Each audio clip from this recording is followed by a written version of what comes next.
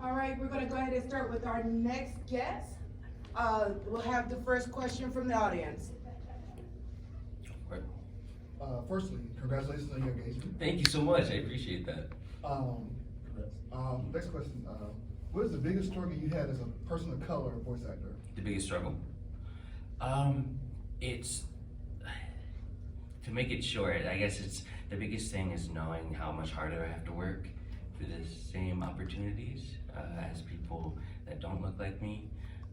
There's a lot more effort that has to go into hitting people up. And in general, acting, artistry, and no matter what it is, acting, actual art or whatever, it's no small feat. No matter what your skin color is, it's difficult. But I do know that there's a lot of things that, especially more towards the beginning of my career, where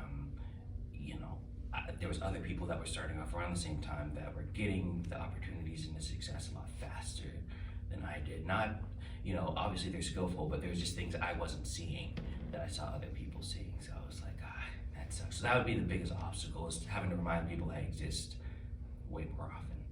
Yeah.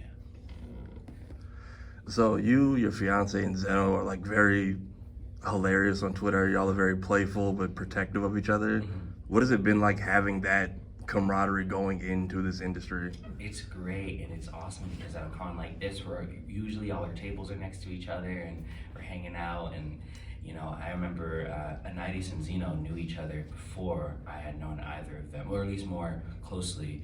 I had been cast in like an indie audio drama with Anairis a little bit before she was cast as Nessa in Miracle, so I was kind of like a fan. I would like not in a weird way, but I would message her. We were already friends because of the audio drama. I'd be like, oh my gosh, I'm so proud of you. That's so cool.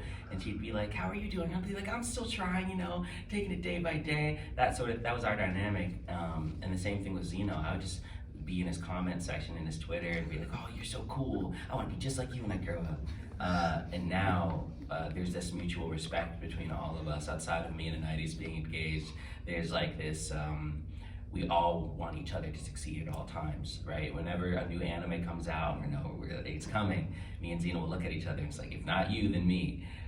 That's kind of our mindset. We're like rivals, but we're always supporting each other, and it's really nice to have that so close by in my life. It's awesome, for sure. What has been your most memorable experience being a voice actor so far? Oh man, my most memorable experience. It's kind of a couple things. My most memorable would probably be getting that first, you booked it for anime. Well, actually, no, I lied. Before that, it was my first audition for anime. Was Jujutsu Kaisen. I had sent random emails out. I was in Massachusetts. That's not a place where you get auditions for things like that. And I was just betting on myself, and the person at the studio said, thank you very much. And I said, no, thank you. And then a week later, he was like, oh, you want to read on this? And it was already like my favorite manga. So I was like, yes, I do. So I did, and I didn't get anything, but it was like, wow, they finally are trusting me with something of this magnitude. That's so cool. And then of course, right after that, it was like booking my first anime, which was technically Kemono Jihen, even though I had auditioned for Tokyo Revengers before that. And then I booked Tokyo Revengers within 5 days later. So that was just, it solidified me as a professional in the industry. It showed that I belonged, because it wasn't like they gave me bit parts or, background voices or anything, which there's nothing wrong with it. But they trusted me with these main character roles kind of like right off the bat. And I was like, wow, they believe in me finally. And I've already I've been believing in myself. That's so awesome that it's kind of coming together now. And then of course, lastly was my first convention was Anime NYC, and the amount of people that showed up to say that I meant anything to them was crazy to me, and it still is to this day. So yeah. Mm-hmm. What's an underrated part of voice acting that you don't feel gets talked about enough, that you feel that people should know more about? Is it positive or negative? Your choice. Oh wow. Surprise me. Choices. Negative. I'll do a little bit of both. Negative. I think people assume that it's easy, because it's, oh man, I have a cool voice, and I can do it. And I always tell people, man, your voice, if it is unique, that will help you out. But if you don't know how to act, you're not gonna get very far. Because there's a lot of people that can do this, but if you can act like with that voice, then you're gonna you're gonna outact somebody else that's doing the exact same voice, and then you're gonna get the role, not them. So it's more about your acting than anything. And 9 times out of 10, I'm booking with my normal voice, not with any high pitch, anything like that. And I tell people that they need to just go into VO at first to have fun. And sometimes there's professionals that are like, oh, you're belittling the craft, and by saying that, to have fun, and this is hard, and we work really hard. And it's like, yeah, I know, but this is soul crushing. You're doing, if you book 3 out of every 10 auditions, you're doing amazing. Like, it's very, very real to go 7 to 8 months without getting anything, just straight nose. But then you'll take a class and they'll be like, you're amazing. And that's kind of hard to wrestle with. Is like, how can I be amazing if I'm not booking anything? So mentally, it can really hurt you. The positives of it is it's a lot more of a welcoming community than I think any other form of acting. There's a lot more work, so there's less competition. Or at least it feels like there's less competition. We're competing against each other, but we celebrate each other more. And it's less about how you look. It's less about how tall you are, or whatever, how attractive, or who you know.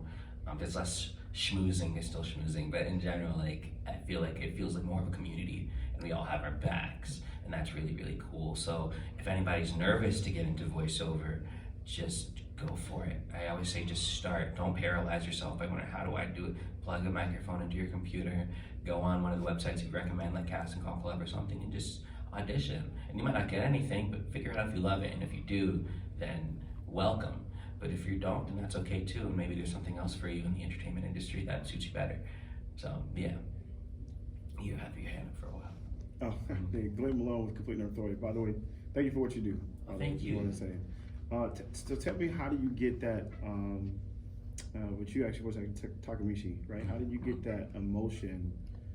Because he's an emotional guy, right? Mm-hmm. So how do you get that emotional to when he cries and all that? Like, you have a character that you portray that is a heartfelt character that everybody follows, kind of like Deku, like Naruto, stuff like that. You might not be the best, but then people still follow you. So how'd you get that kind of energy and stuff like that when you actually have to do the character particularly?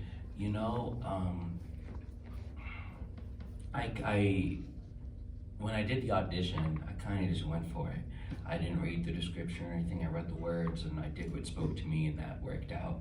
And it wasn't until after I booked it that I read, through the whole manga up until that point, and I was like, wow, this is incredible. And there's specific moments I wanted to get right. I was incredibly nervous because it was my first time being a main character. In Kamen no Jihen, I had the most lines, but it wasn't the MC. So Takamichi, I was like, I just want to get him right. And luckily, I had taken classes and I worked really, really hard to be able to go as big as I can and go, cry and be sad and be vulnerable and be funny. And Takamichi is one of the rare characters that is all of that. Mm-hmm. I love solo leveling, but Sung Jin-woo is like really one note. Like, he has obviously his emotions, but he's in this realm and he doesn't really venture far off. Versus Takamichi, he's all over the place. Everywhere. Hawks is awesome and we all love Hawks, but he's kind of always cool because that's his character. It's not a bad thing, it's just who he is. Takamichi, I don't think knows who he is, and I think he's constantly trying to figure it out. And I had a great director and I had a great team behind me helping me out and making sure that I was hitting the right notes. So it was a lot of teamwork, but a lot of preparation just in general by me trying to learn how to become an actor. That's cool. James Herndon, Moana Louis podcast. What was the anime or show that you saw that led you into voice acting that said, like, this is something I really want to do, something I can get into? Yeah, I grew up watching Naruto, Dragon Ball Z, just like everybody else on Toonami. And when I was a kid, I was adopted. I was really, really young, and I didn't really have that emotional connection to anything because when you're going through the foster care system, it's a little rough. So when I discovered Naruto, I was like, oh, he's just like me, right? He was a class clown. I was a class clown. I wanted to be seen just as much as he wanted to be seen. and there's that underlying like loneliness that I felt. So, you know, as I got older, Naruto's still my favorite. You know, nostalgic wise, it's my favorite anime. There's other things that I think do better, you know, tell the stories better, but Naruto's always going to be my favorite. So meeting Yuri actually this weekend was amazing. I was like, oh, hi. And he's a sweetheart. He was like, he's next up. And I was like, how do you know who I am? Get out of here, Yuri. He's great. And that meant the world to me, Naruto, when I figured out that, you know, a woman plays the main character, and yes, an LGBTQ woman plays the main character of this story. You know, I'm not a woman, I'm not LGBTQ, but I am Black. And I was like, if she can play this boy that's so strong and that I had such an emotional connection to, who's to say that I can't play somebody that has that same emotional connection with some other kid or some other person out there? And I was like, wow, this is how I leave my mark. I'm good at it, and I can be that for somebody, and that's kind of what led me on to do voiceover. Last question. What is your favorite part about being a Black nerd and being a part of Blerd culture?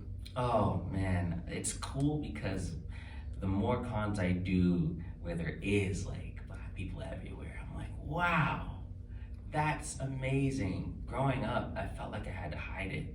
You know, I wasn't the kid Naruto running on the playground.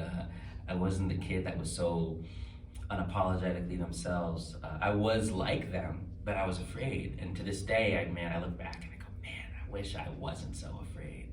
But now people aren't. Black people are nerds too, and that's cool. We don't just have to like hip hop. We can like hip hop too, but we can also like anime, and we can like comics, and it's cool. And there's a place for us.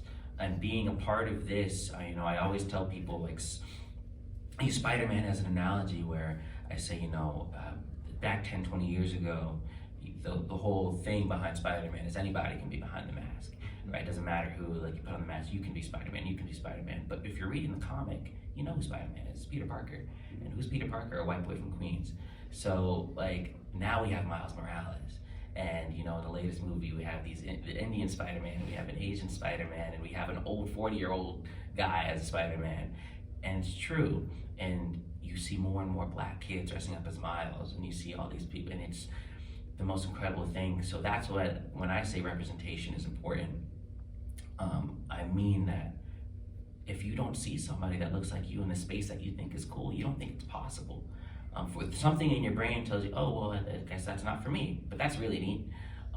So for me, I wanted to be the first person to do that, but also even in my experience, when I saw that Zeno booked Hawks, I was like, yes, I don't have to be the first one. And it just took a huge weight off my shoulders. So that, at least in terms of professionally, being able to just do well in the occupation I choose, I know it's helping people that look like me, and that's amazing. And in general, you know, I love being a nerd in this space. It feels like home. So yeah. All right. Thank you.